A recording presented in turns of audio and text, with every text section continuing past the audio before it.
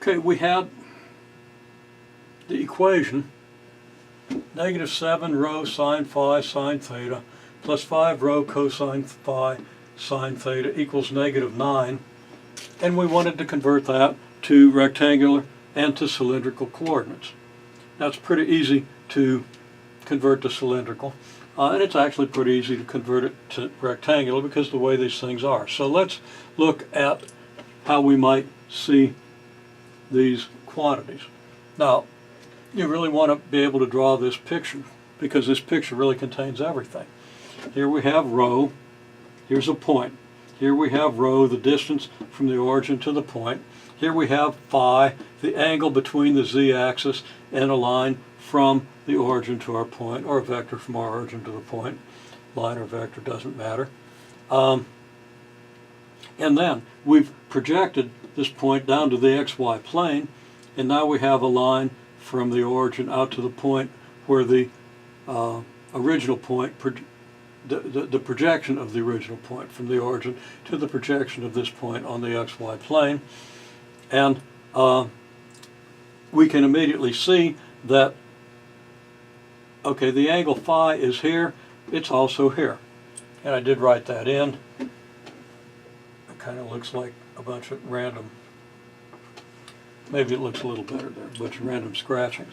Okay, now this is an alternate interior angle of a transversal of two parallel lines, as we've discussed.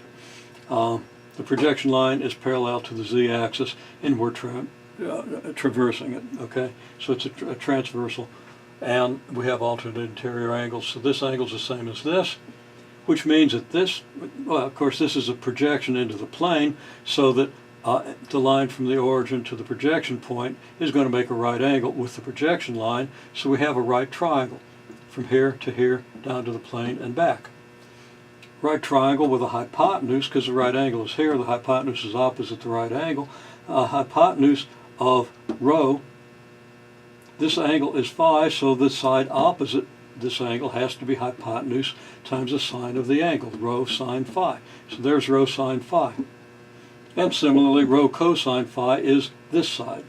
Maybe draw a couple of arrows to indicate that rho sine cosine phi is from here to here, okay? And that's this side of the triangle.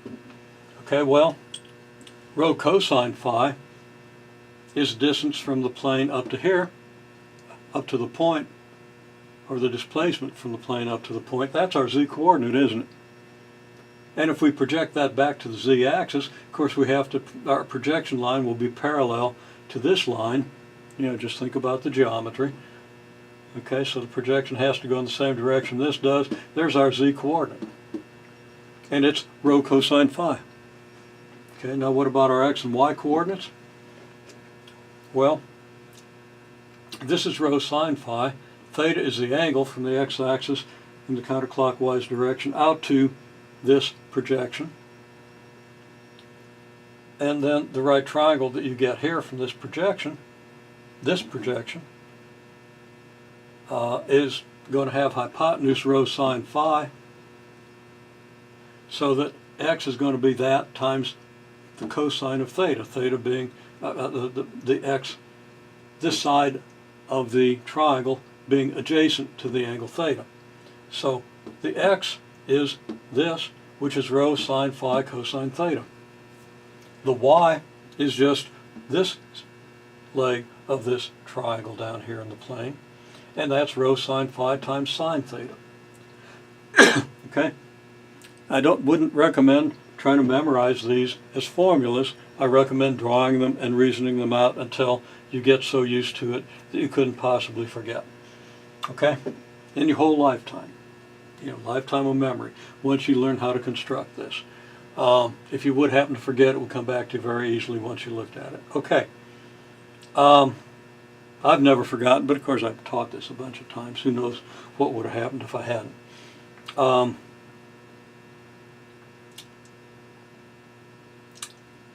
This picture tells us how to interpret this, because rho sine phi in the first place is this, and you recognize that as the r of your cylindrical coordinate. So rho sine phi can translate to r. Now rho sine phi sine theta, well, that's your y, isn't it?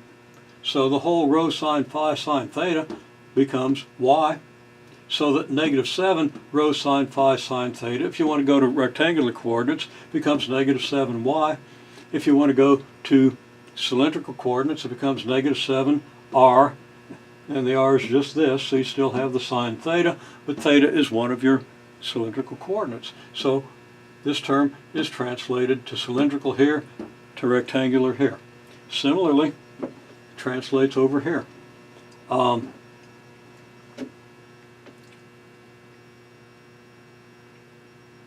Rho cosine theta sine phi, well, we would probably reverse the order so it's more recognizable. That's rho sine phi cosine theta, but if you just look at what rho and phi give you, here's the rho sine phi, you multiply that by the cosine of theta, you get x.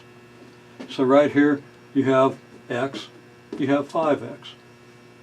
And the rho sine phi becomes r. The cosine theta is a cylindrical coordinate, so translating to cylindrical coordinates, we get this.